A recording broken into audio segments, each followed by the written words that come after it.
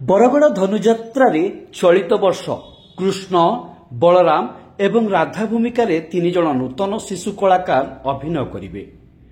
गुरुवार संध्यारे एने गोपपुर कमिटी तरफ सूचना दी। कृष्ण भूमिका स्वप्निल महापात्र, बलराम भूमिका दिव्यांशु बेर्तिया अभिनय करेंगे। सेहीपरि राधा भूमिका साइना प्रधान अभिनय करेंगे बोली जनापड़ी। आगामी 11 तारिख रे गोपपुर कमिटी तरफ शुभस्तंभ स्थापित एवं सेही दिन नूतन कलाकार को बरण करा जिवो बोली सूचना दी। आज आम कृष्ण भूमिकार और बलराम भूमिकार चन्या थिला। मुझे कृष्ण बारी जाए मत बहुत खुशी लगुचे। मोर परिवार रे पहला सब कृष्ण के बलराम के बारी था। मोर निजर दादा 5 बरस बारी थे। मत बहुत खुशी लगुचे।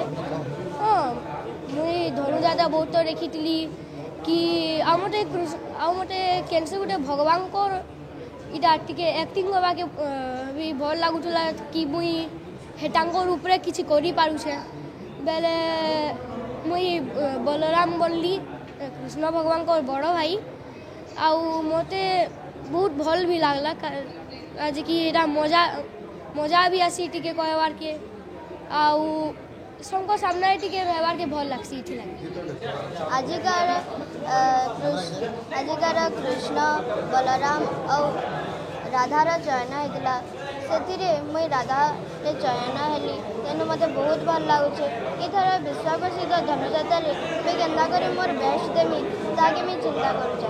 आ भल करमी बोली मोर आशा अच्छे और समस्त को भल लगवा।